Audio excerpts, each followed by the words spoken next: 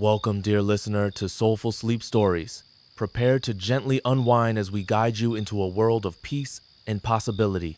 Let your breath deepen, your body relax, and your dreams begin. Serafina lived in a world woven from the threads of urgency and constant connection. Her days, a relentless tapestry of digital alerts and flashing screens, unfolded within the heart of Viridian City, a metropolis famed for its pulsating innovation and ceaseless rhythm. As a lead architect for advanced urban infrastructure, her mind was a labyrinth of complex schematics, futuristic cityscapes, and the intricate algorithms that powered every facet of modern life. She designed smart pathways that anticipated pedestrian flow, energy grids that pulse with calculated efficiency, and vertical parks that mimicked nature with synthetic precision. Her professional life was a testament to human ingenuity, a gleaming monument to progress. Yet, as the city hummed around her, a profound, almost silent dissonance vibrated within Serafina. Despite her achievements, or perhaps because of the relentless pace required to attain them, a deep, pervasive weariness had settled into her very core, a fatigue that no amount of rest seemed capable of dispelling. Her nights, instead of offering the coveted embrace of sleep, became an arena for her racing thoughts, a battlefield where anxieties about looming deadlines, replayed conversations, and an endless stream of unarticulated worries wrestled for dominance. Insomnia, a cruel and persistent companion, wrapped its unseen tendrils around her, slowly stealing away the precious peace she so desperately craved.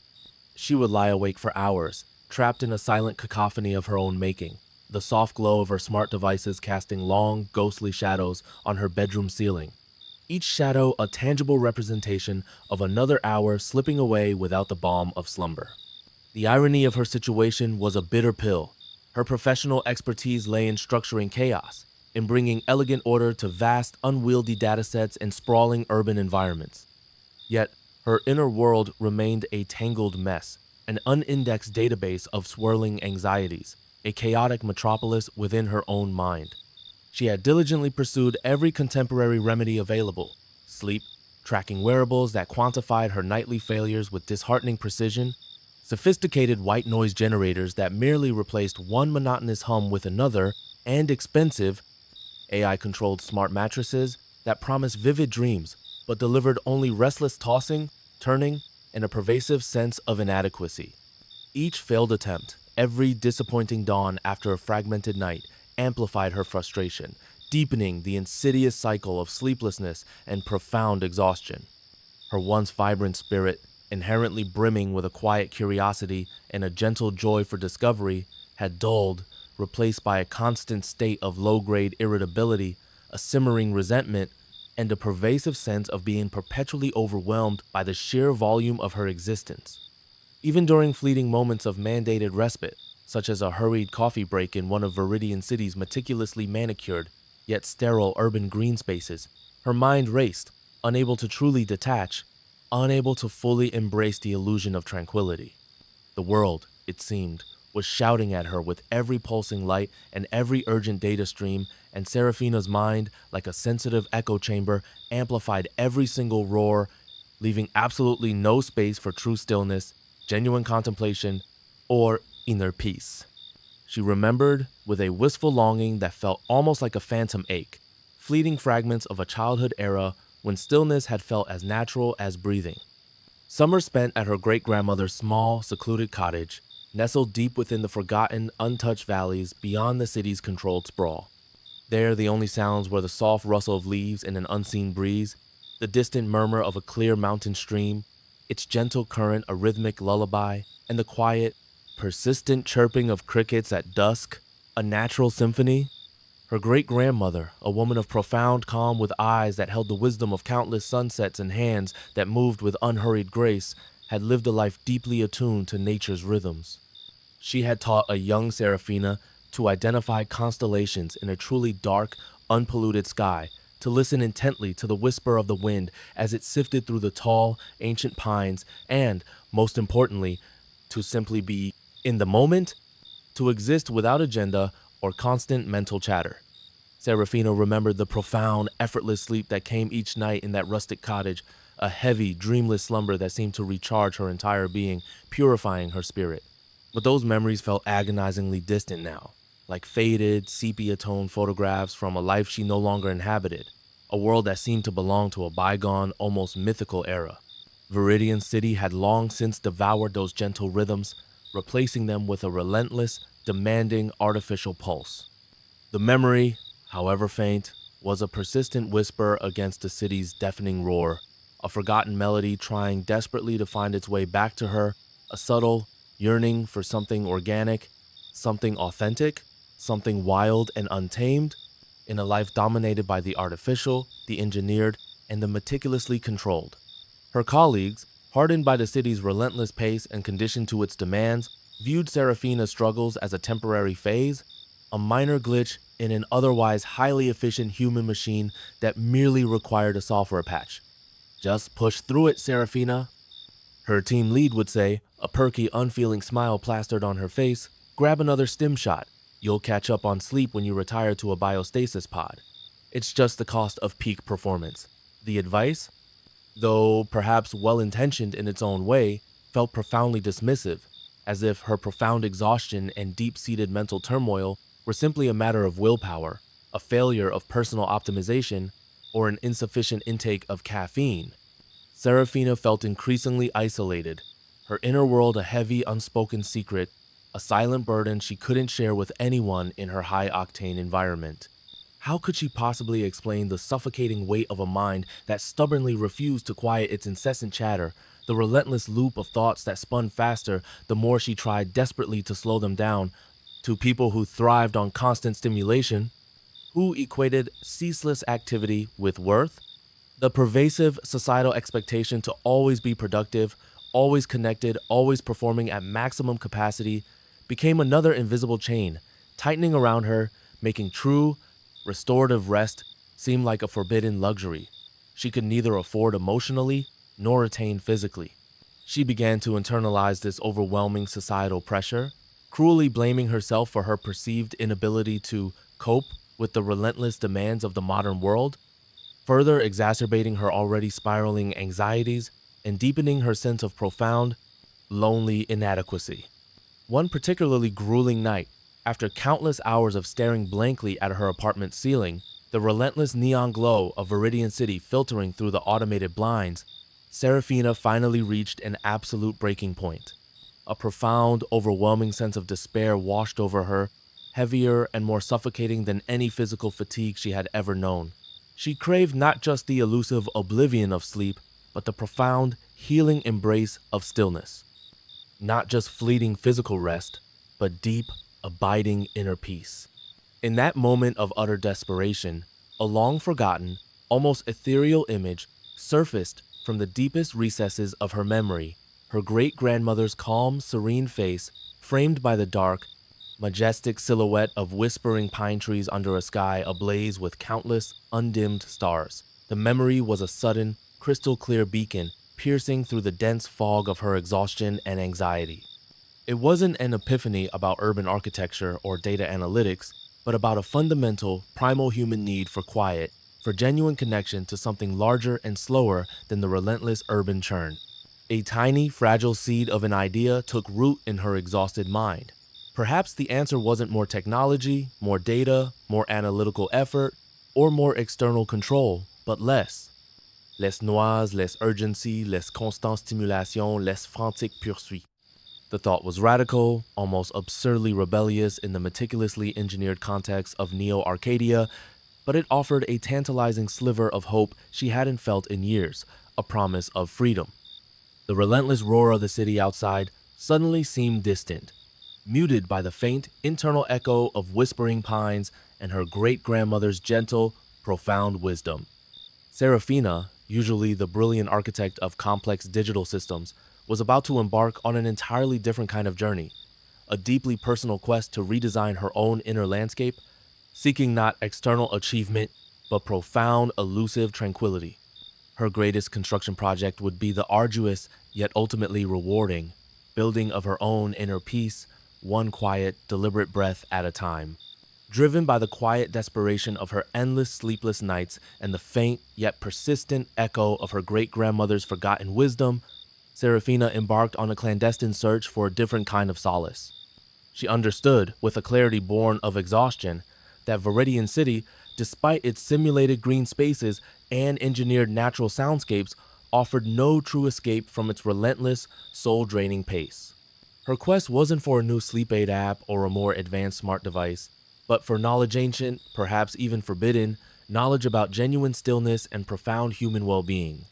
She began secretly delving into restricted public archives, utilizing her exceptional data architecture skills to bypass digital firewalls she herself had helped design. Her objective was not to accumulate more data, but to uncover lost wisdom, seeking deep insights into how humanity once found peace and tranquility before the world accelerated into its current hyperconnected, artificially lit state. She discovered brittle, digitized philosophical treatises on mindfulness, forgotten spiritual practices deeply rooted in a profound connection to natural rhythms, and even old, meticulously scanned medical journals detailing the scientifically observed calming effects of specific environmental sounds on the human nervous system. The harsh, sterile, digital glow of her screens was slowly replaced by the faint, warm luminescence of archived scrolls, intricate ancient botanical diagrams, and complex, almost mystical, celestial charts, a stark contrast to the sterile data she processed daily. This solitary clandestine research was, in its very essence, a profound act of defiance, a quiet yet potent rebellion against the city's pervasive doctrine of perpetual progress, technological supremacy, and the relentless dismissal of anything deemed inefficient or uncontrolled. Her initial discoveries were fragmented, elusive like whispers on a distant, forgotten wind.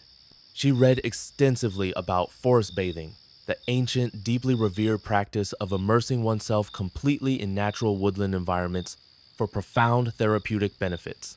The concept seemed utterly absurd within the confines of Neo Arcadia, where true, untamed forests were a distant myth, a mere historical footnote. Yet, the underlying principle, a deep, sensory connection to raw, untouched nature, resonated profoundly with a long dormant part of her soul. She learned about circadian rhythms, the intrinsic natural sleep, wake cycles dictated by the harmonious interplay of natural light and darkness, concepts that had become largely irrelevant, even dangerous, in a city perpetually bathed in artificial glow and dictated by constant artificial schedules. She began experimenting subtly in her own apartment, attempting to dim the pervasive neon light at night, creating a small, darker sanctuary, and deliberately seeking out any faint sliver of true, unfiltered daylight during her brief, tightly scheduled lunch breaks. The immediate results were, predictably, negligible. Her insomnia was too deeply entrenched, too much a part of her current existence. However, a new, quiet sense of purpose, a profound internal focus, began to slowly but surely replace her anxious, scattered restlessness. This deeply personal intellectual pursuit felt profoundly different from her demanding professional work. It was personal, it was profound, and in its very intention, deeply healing, offering a new path to a different kind of architectural design for her soul. One particularly damp and melancholic evening, while meticulously researching an obscure botanical reference in a forgotten, dust-laden corner of the city's vast virtual library, a section rarely accessed by anyone save curious historians, Serafina stumbled upon a digitized journal entry by a reclusive scholar known only by the enigmatic title, The Keeper of the Pines. The entry described a hidden, almost mythical sanctuary, a remote, untouched valley miraculously preserved from the devastation of the Great Withering, a place of profound natural beauty and tranquility, maintained through generations of deliberate isolation and unwavering reverence. It spoke of ancient, towering pine trees whose gentle, almost imperceptible swaying created a unique, soothing hum, an ethereal melody of stillness that possessed the power to quiet even the most turbulent and tormented mind. The journal was more akin to lyrical poetry than scientific documentation, filled with evocative descriptions of starlit nights of unparalleled clarity, crisp, pure mountain air that invigorated the senses, and the profound, almost spiritual peace found in true, unadulterated solitude. The city's official narratives, meticulously crafted by its governing authorities, had always dismissed such natural places as inherently dangerous, unpredictably chaotic, and ultimately inefficient remnants of a primitive, bygone past that humanity had wisely overcome. But for Serafina, the scholar's poignant descriptions painted a vivid, tantalizing picture of the very peace she so desperately craved, a whisper from the forgotten, natural world of her great-grandmother, a voice from her ancestral past. The entry was deliberately vague on the exact location, hinting only at the highest peaks beyond the reach of the perpetual glow, a challenge to those seeking true connection. A profound, almost irrational compulsion seized her with an intensity that surprised her. She would find this place. The idea was audacious, perhaps even dangerously reckless for a citizen of her standing. Leaving Neo-Arcadia, with its intricate surveillance and controlled borders, was not merely a physical challenge, but a severe societal transgression, almost unheard of and carrying dire consequences.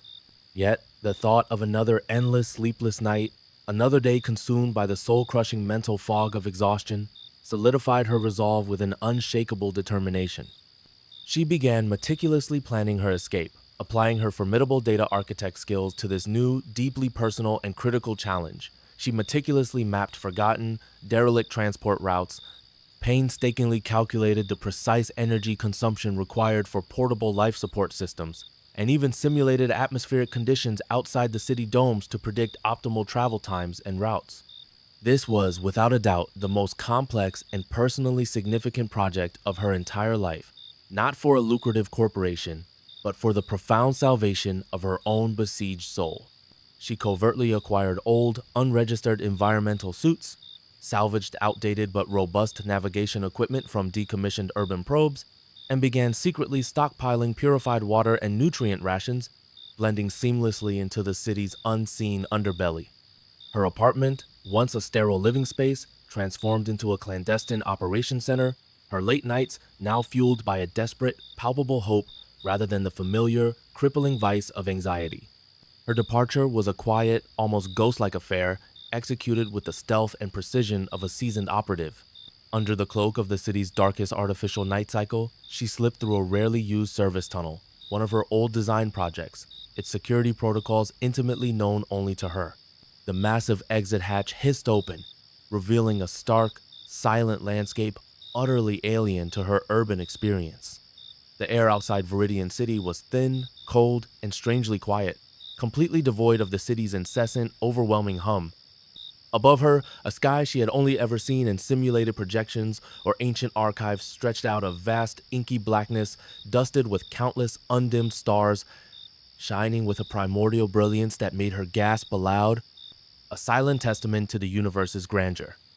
It was terrifying, overwhelming in its sheer immensity, but also undeniably, profoundly beautiful, filling her with a strange, nascent awe she hadn't felt since her earliest childhood. The harsh, recycled air of the city no longer filled her lungs. Instead, she inhaled the crisp, clean emptiness of the untamed world, a scent of wild freedom. The arduous journey ahead was uncertain, fraught with unknown dangers and unseen obstacles, but for the very first time in years, Lyra felt a stirring of genuine anticipation, a profound sense of purpose that stretched far beyond her next project or her next sleepless night. She was stepping not just into a new raw landscape, but into an unwritten, thrilling chapter of her life, guided only by the whisper of ancient wisdom and the distant, tantalizing promise of whispering pines. She knew this journey might not bring her the instant sleep she craved directly, but it would surely bring her closer to the profound stillness her soul yearned for, a stillness that had been lost amidst the roaring, suffocating chaos of her city existence. The journey beyond Viridian City's sterile, meticulously controlled domes was an immediate, brutal sensory overload for Serafina, a stark awakening of long-dormant senses. The thin, unfiltered air, biting and crisp, burned her lungs, accustomed to the city's perpetually recycled, regulated purity. The ground beneath her worn environmental boots was a treacherous, uneven landscape, unpredictable and unforgiving, a stark, jarring contrast to the city's smooth, sterile, perfectly engineered pathways. The silence, initially, was deafening, a vast, echoing void that seemed to swallow all sound, broken only by the rhythmic hiss of her portable life support system and the frantic, almost panic beat of her own heart pounding in her ears. Above, the raw, unfiltered light of distant, undimmed stars, unmarred by any urban glow, was an overwhelming spectacle, a dazzling cosmic tapestry she had only ever witnessed in simulated projections or ancient, pixelated archives. It was terrifying in its immense, boundless scale, but also undeniably, profoundly beautiful, filling her with a strange, nascent awe, a sense of wonder she hadn't felt since her earliest, most innocent childhood. Her advanced navigation equipment, usually infallible within the city's intricate grid, struggled mightily with the unpredictable, untamed terrain, its precise mapping algorithms rendered almost useless by the complete absence of familiar digital markers and satellite feeds. She found herself relying instead on archaic paper maps found in Anya's shop, brittle, hand-drawn charts that spoke of forgotten trails, and the ancient celestial guidance of constellations, learning painstakingly to read the raw, unfiltered language of the natural world, a language she had only just begun to decipher. Days blurred into a grueling, relentless trek across desolate, windswept plains and jagged, unfamiliar rock formations that seemed to rise abruptly from the barren earth. Her body, meticulously conditioned for the minimal physical exertion of city life, for the ease of automated transport and climate-controlled environments, ached with every single step. Her muscles screamed in protest, blisters formed on her feet, and a profound fatigue, a different kind of exhaustion than the pervasive mental variety, seeped deeply into her bones, settling there like a heavy weight. Her carefully calculated rations dwindled faster than anticipated in the harsh, unpredictable environment. Doubt, a familiar, insidious shadow, began to creep back, amplified by the vast, indifferent emptiness surrounding her. "You were foolish to leave," a cold, mocking voice whispered in her mind, echoing the city's rigid dogma. "Nature is chaos, Seraphina. You belong in order, in control." The silence, once a welcome, longed for change, began to feel oppressive, suffocating, amplifying her anxieties, making her question the very sanity of her desperate quest. Yet, each breathtaking sunrise, painting the desolate landscape in hues of gold, crimson, and violet she'd only seen on holographic screens, offered a renewed sense of purpose, a tiny spark of resilience. The sheer raw beauty of the untamed world, harsh yet magnificent in its grandeur, possessed an undeniable pull that urged her relentlessly forward, despite the pain. Her most formidable challenges, however, were not external, not the physical rigors of the journey, but deeply internal. The relentless solitude of the trek forced a brutal, honest confrontation with her own restless, unquiet mind. Stripped of the constant digital distractions, the incessant pings and alerts, and the unending streams of information that had defined her previous existence, her thoughts, once scattered across a million urgent tasks, now converged, often painfully, on her deepest, most raw anxieties. Memories of professional failures, real and perceived, unresolved interpersonal conflicts, and the vast uncertainties of her future replayed in relentless, tormenting loops. Sleep, despite her profound physical exhaustion, remained agonizingly elusive, a cruel mirage. The grand, encompassing silence of the wilderness, meant to soothe her troubled spirit, instead amplified the roaring cacophony within her head, making the mental noise even more pronounced. She tried the mindfulness techniques she had meticulously researched in the archives, attempting to focus solely on her breath, on the tactile feeling of the wind on her face, on the rhythmic crunch of gravel underfoot. But her city-trained mind resisted fiercely, a wild, untamed beast refusing to be caged or tamed. Frustration mounted, threatening to derail her fragile progress towards inner peace, pushing her to the brink of surrender.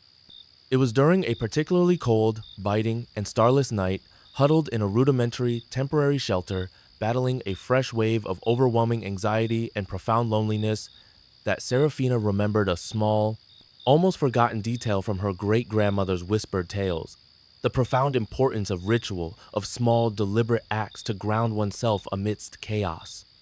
With trembling hands, she lit a tiny, salvaged bioluminescent lamp, its soft glow casting dancing shadows on the rough shelter walls. She closed her eyes and began to hum, a low, wordless melody from a pre-withering folk song her great-grandmother used to sing during the quiet hours. The sound was rough, unpolished, her voice strained, yet it filled the oppressive silence with a familiar, comforting warmth, a thread connecting her to her past. She focused intently on the subtle vibrations in her chest, on the almost imperceptible shift in her breath. She repeated simple, calming phrases she'd found in ancient mindfulness texts. I am here, I am safe, I am calm. Slowly, imperceptibly, the racing, tormenting thoughts began to recede, their intensity softening like distant thunder. The physical discomfort remained, a dull ache in her muscles, but the mental turmoil, the internal cacophony, began to soften, to dissipate. This wasn't about fiercely controlling her mind, she realized. It was about acknowledging its relentless energy and then gently, patiently redirecting its focus, guiding it back to the present moment, one breath at a time. It was a small victory, almost imperceptible to an outsider, but for Serafina, it was a profound, deeply significant breakthrough, a beacon in the internal darkness.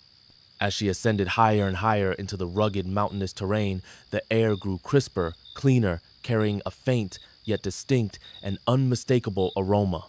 It was the pungent, earthy scent of pine, unmistakably real, a fragrance she had only known in simulated projections or faded, almost mythical dreams. Her great-grandmother's whispers echoed from the keeper of the pine's journal entries she had memorized, guided her like an invisible compass. The terrain became increasingly challenging, requiring careful, deliberate climbing, leveraging her analytical mind to find optimal, energy-conserving paths across treacherous ridges. Her body, though deeply weary, felt a nascent, surprising strength, responding with increasing efficiency to the relentless demands of true physical exertion. Finally, after what felt like weeks of relentless, arduous ascent, she reached the highest ridge, a desolate, windswept plateau. And there, nestled in a hidden, pristine basin below, was her destination.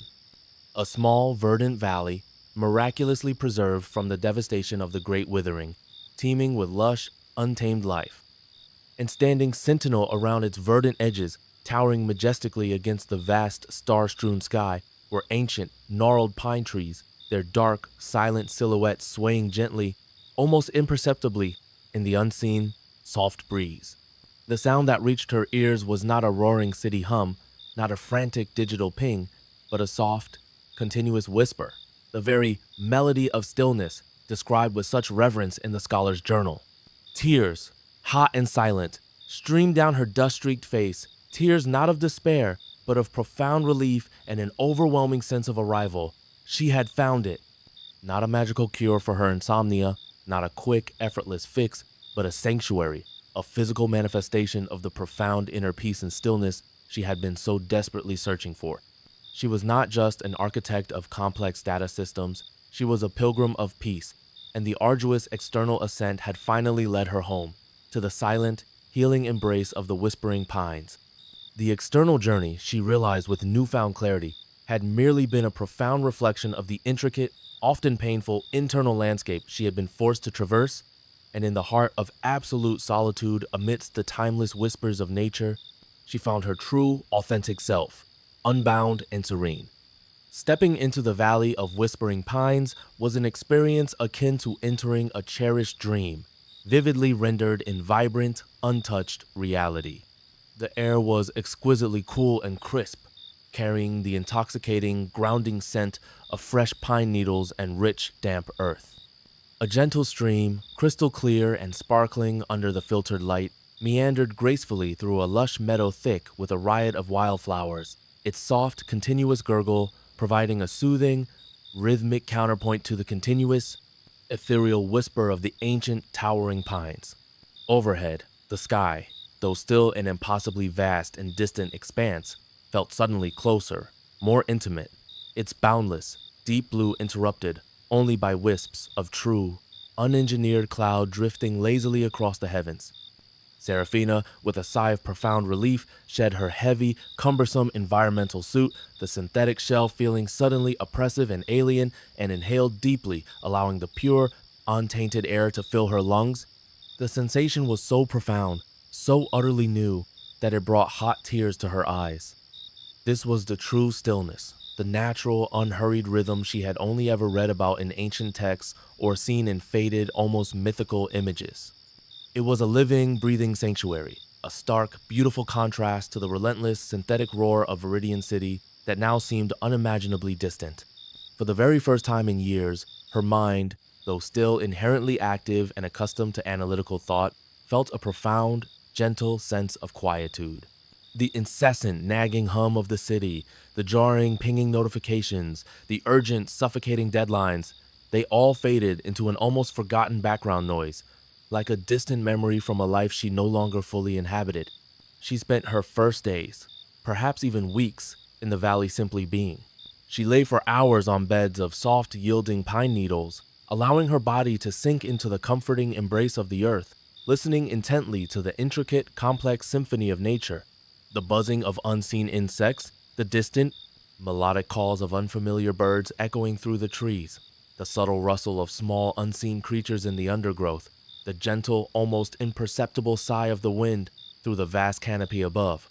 She watched, mesmerized, as the sunlight filtered through the dense layers of pine branches, creating ever-shifting kaleidoscopic patterns on the forest floor, a silent dance of light and shadow far more complex and exquisitely beautiful than any holographic projection Viridian City could engineer. She observed the slow, deliberate, unhurried growth of vibrant green ferns, the tenacious way moss clung stubbornly to ancient weathered rocks, the effortless, continuous flow of the crystal clear stream.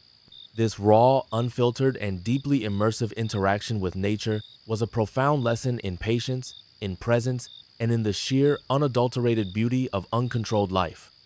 Her body, initially sore and aching from the arduous, physically demanding trek, slowly began to relax, to uncoil, to align itself instinctively with the gentle, healing rhythms of the valley.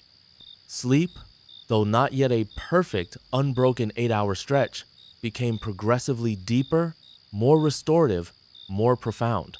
She experienced moments of true, dreamless rest, waking feeling genuinely refreshed, invigorated, and mentally clear, a sensation that had eluded her for years, a priceless gift.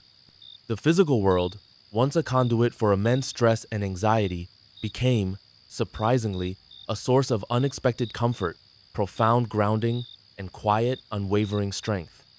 The true work of transformation, however, was not just external immersion, but deeply internal cultivation.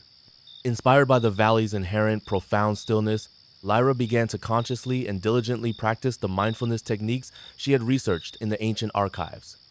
She started each day with a simple, profound ritual, sitting cross-legged by the stream, eyes gently closed, focusing solely and intently on the rhythmic sound of the flowing water, allowing her intrusive thoughts to drift past her like the fallen, ephemeral leaves on the current, without judgment or attachment, simply observing them as they passed.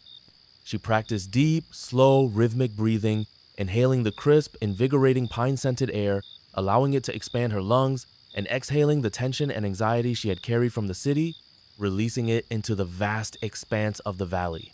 She learned to differentiate acutely between the gentle, organic hum of her natural surroundings and the persistent, manufactured, internal noise within her own mind, the ceaseless chatter that had once defined her. It was a painstaking, often frustrating process.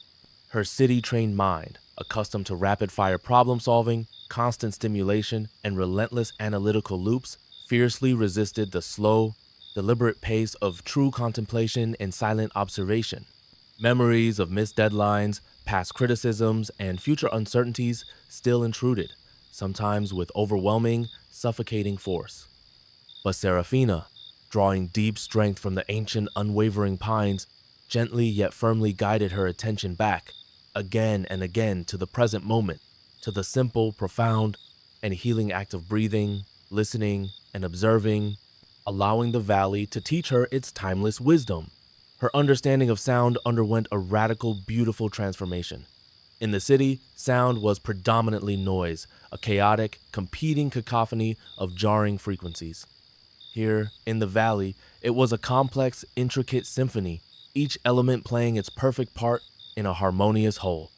She began to perceive the individual, delicate pitches in the wind's whisper as it passed through the needles, the subtle, organic percussion of falling pine cones landing on the forest floor, the distinct, calming bassline of the distant flowing stream. Her data architect's mind, always seeking patterns and order, found new, organic, living algorithms in nature's intricate rhythms, a profound revelation.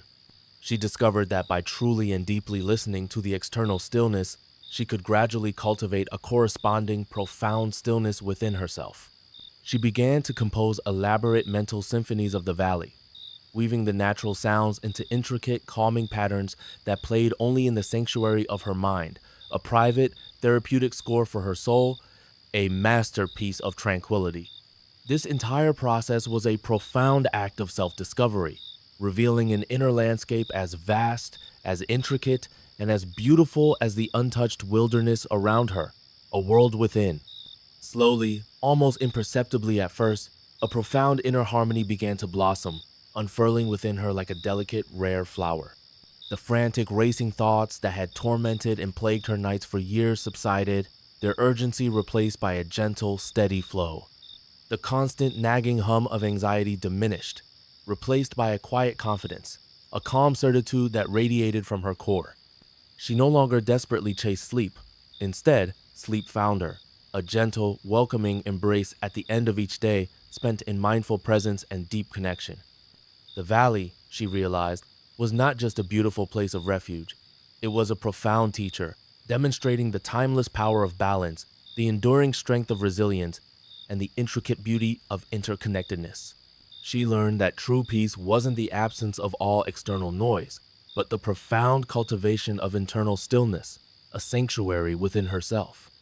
Lyra, once the brilliant architect of complex digital systems, had now, more importantly, become the gentle architect of her own inner peace, meticulously building an internal sanctuary from the raw, organic materials of nature and the gentle, transformative power of mindfulness.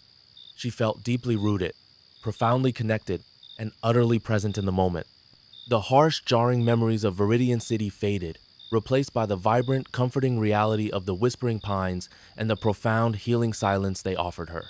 This solitude was not loneliness, it was a profound, nourishing communion, allowing her to rediscover the quiet, immense strength within herself and compose a new, deeply harmonious and authentic life for her spirit, a life finally in tune with the universe's quiet hum. After months, perhaps even a full year, spent immersed in the profound tranquility of the Valley of Whispering Pines, Serafina felt an undeniable, fundamental transformation ripple through her entire being. The incessant, jarring roar of Viridian City, once a constant, tormenting presence in her mind, had now become a distant, almost forgotten echo, a faint, muffled memory from a life that seemed ages away. Her thoughts, once a tangled, chaotic mess of anxieties and worries, now flowed with the gentle, unhurried current of the valley stream, clear, serene, and unburdened. The profound stillness she had meticulously cultivated was not a temporary escape from her urban reality, but an ingrained, enduring state of being, a deep, ever-present reservoir of calm she carried within her, accessible at will. She had learned to listen, truly listen, with an open heart and a discerning ear, not just to the intricate sounds of nature, but to the subtle, vital rhythms of her own body and mind, understanding their unspoken needs. The profound, restorative sleep she now experienced each night was a powerful, tangible testament to this newfound inner harmony, a gift she cherished above all else.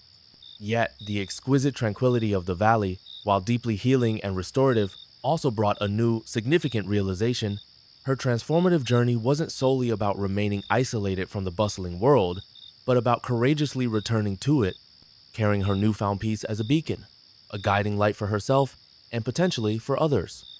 Viridian City, despite its overwhelming chaos and relentless demands, was fundamentally her home, and she felt a renewed sense of purpose, a quiet, insistent desire to bring a sliver of the pine's profound stillness back to its restless, clamoring heart.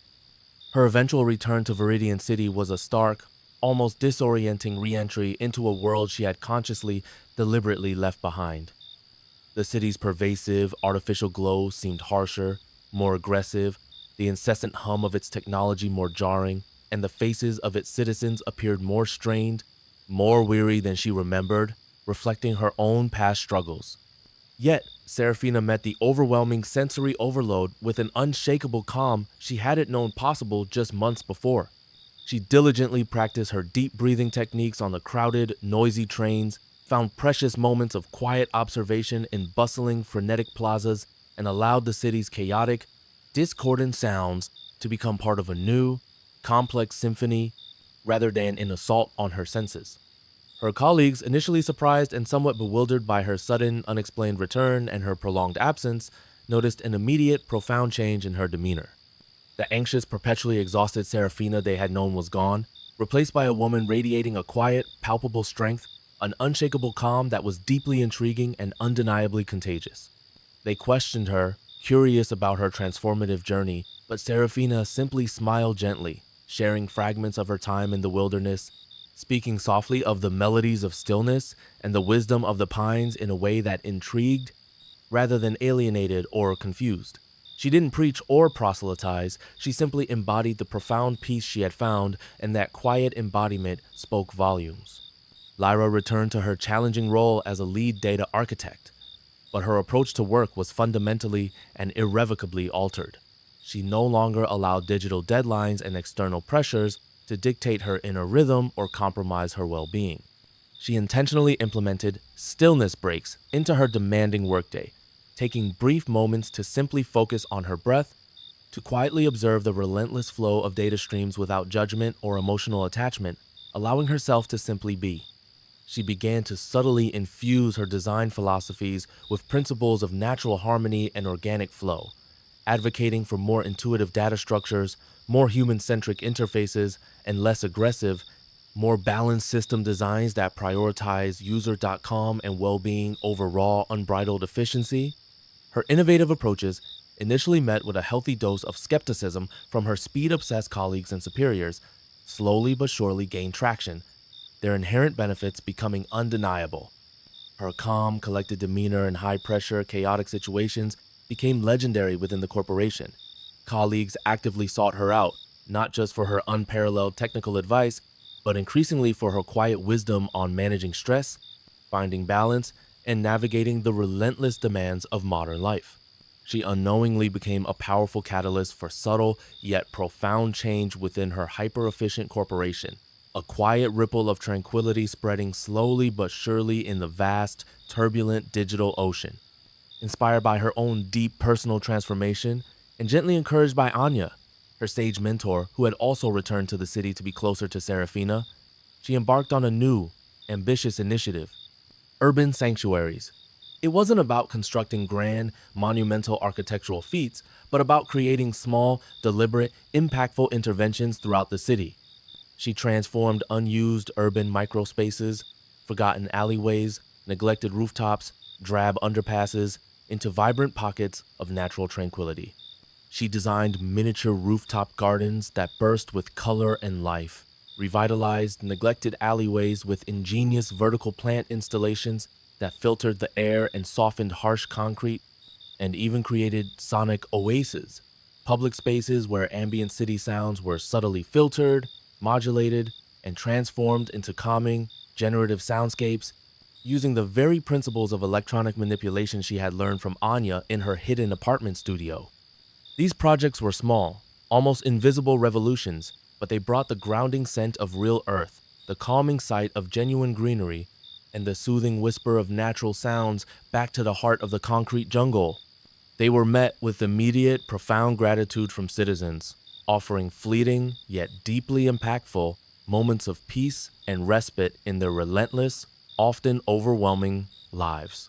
Serafina's evolving vision for Viridian City was not to abandon technology or progress, but to skillfully weave nature back into its very fabric, creating a new, harmonious symbiosis between human innovation and ecological well-being, a future where both could thrive. Years passed, and Viridian City underwent a remarkable, profound transformation, a testament to Serafina's quiet influence. While still a technological marvel, it had blossomed into a greener, more serene metropolis. Lush green spaces replaced sterile plazas. Vibrant rooftop gardens fed entire communities. The grounding scent of damp earth and blossoming flowers became a common, cherished aroma. The ubiquitous nutrient paste remained an option, a historical reminder, but real, vibrant, organic food became the widely preferred norm. Kale, now an elder statesman of the Green Revolution, often visited the first public park that had been transformed by his methods. He would sit amidst the trees, listening to the buzzing of insects, feeling the sun on his skin, sensory experiences once confined to old stories. He reflected on his journey, on the desperate need for stillness in a roaring world, and how a single, desperate step had led him to reclaim his peace. His grandmother's timeless words resonated. Every grand design truly does begin with a single thread. Serafina, now a revered innovator and a true architect of peace, saw the enduring fruits of her quiet revolution. Viridian City, while still undeniably a technological marvel, had transformed into a greener, more serene metropolis. Green spaces flourished on every level. Urban farms provided genuine, vibrant sustenance, and the city's once jarring hum was now often punctuated by the gentle rustle of real leaves and the distant, soothing chirping of birds. The overall mental health and general well-being of its citizens had measurably improved, a direct, undeniable result of the intentional introduction of natural rhythms and quiet, accessible spaces into their daily lives. Lyra often visited the first urban sanctuary she had designed, a small, vibrant park where children played freely amidst real trees and adults meditated peacefully to the soothing sound of flowing water. She would sit there, eyes closed, feeling the warm sun on her skin, her breath slow and steady, a profound sense of contentment washing over her. She reflected on her extraordinary journey, on the initial, desperate need for stillness in a roaring, overwhelming world, and how a single, courageous step into the unknown had led her not just to reclaim her own lost peace, but to help a city rediscover its soul. Her great-grandmother's timeless words echoed in the profound stillness of her heart. Every grand design truly does begin with a single, humble thread, and every journey, no matter how vast, begins with a single, trembling step. Serafina's life had been an unwritten score, and she had composed a magnificent symphony of resilience, innovation, and profound tranquility. Her greatest legacy wouldn't be just the physical spaces she designed, the greening of a city, but the countless lives she had profoundly touched and inspired. Lives that found their own hidden sanctuaries, dared to take their own courageous leaps into the unknown, and to finally allow their restless minds to discover the profound, restorative, and boundless power of inner stillness. Her remarkable story became a whispered legend throughout Viridian City and beyond, a powerful testament to the indomitable human spirit's ability to find peace and cultivate profound change even in the loudest, most chaotic of worlds.